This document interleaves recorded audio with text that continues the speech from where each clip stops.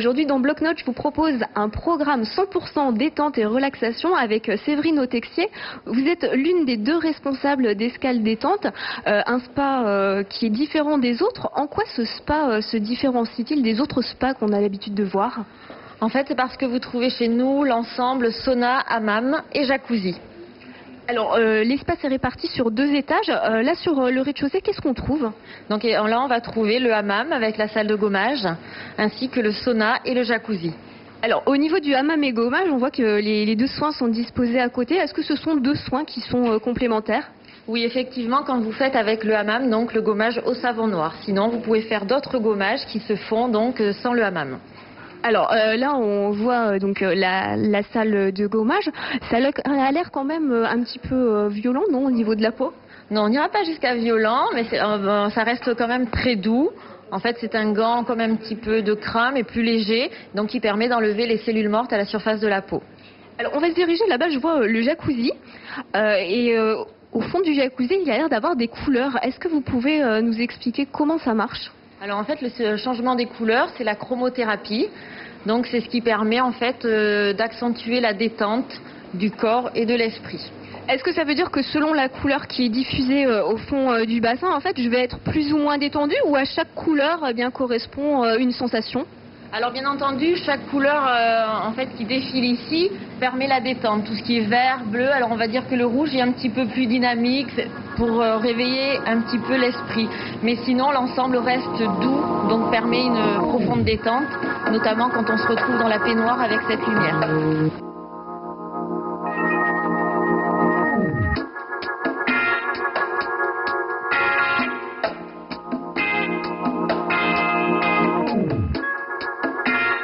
On va passer à l'étage tout de suite pour voir les autres soins qui sont proposés ici dans ce spa.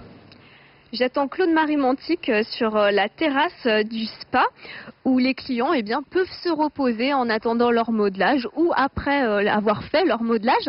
Alors Claude-Marie, on va aller visiter l'étage. On a vu tout à l'heure le rez-de-chaussée avec votre collègue. Sur cet étage, qu'est-ce que l'on trouve? Alors, on trouve 2 salles en duo, donc où des soins peuvent être faits en duo avec un homme et une femme, un couple, 2 amies entre elles, ou éventuellement mère et fille, et une salle simple. Alors, dans ces salles, nous faisons des modelages du corps, alors des modelages balinais, orientaux, ayurvédiques, donc qu'ils soient toniques ou très très très relaxants, les deux, et nous faisons également beaucoup de soins du visage adaptés à la peau de la personne, bien sûr. Nous avons aussi une clientèle d'hommes assez importante. Oui, justement, c'est ce que j'allais vous demander. Est-ce que vous avez vu un changement en fait au niveau de votre clientèle? Oui, vraiment. Depuis 1 an et demi, il y a plus en plus d'hommes qui viennent vraiment s'occuper de leur corps, de leur visage et qui y prennent plaisir et qui sont tout à fait sympathiques d'ailleurs et ça se passe très bien. Donc voilà. Et là, il y a aussi donc tous les soins du visage. Et il y a aussi toute la beauté des mains et la beauté des pieds qui peuvent être faites dans ces salles en duo ou dans la salle simple. Alors, on va aller voir justement les autres salles. Là, il y en a 3, hein, c'est ça, à l'étage? 2 salles doubles et une salle simple. Voilà.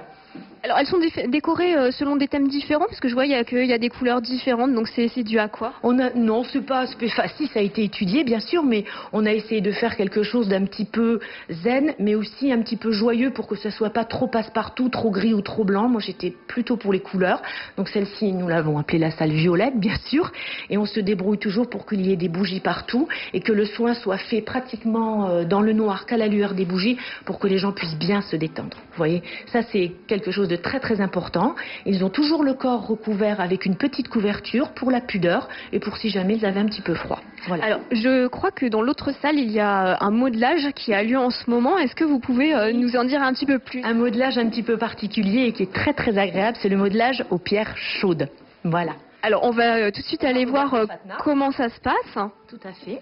Alors là, expliquez-nous en fait ce qui se passe en ce moment. Alors, le but, c'est un modelage qui est très très très ancien. Ce sont des techniques ancestrales qui viennent de Polynésie et on utilise pour cela des pierres volcaniques de basalte.